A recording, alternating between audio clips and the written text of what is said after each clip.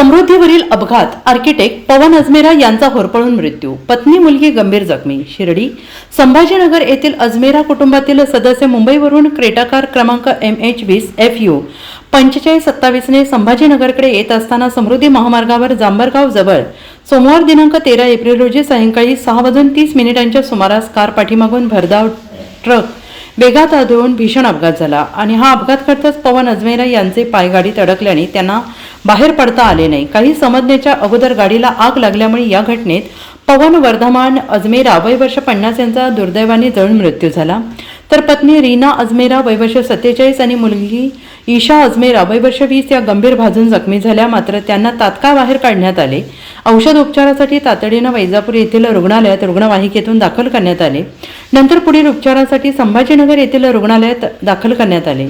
अपघातग्रस्त कार क्रेनच्या सहाय्याने बाजूला करत वाहतूक सुरळीत महामार्ग पोलिसांनी केले.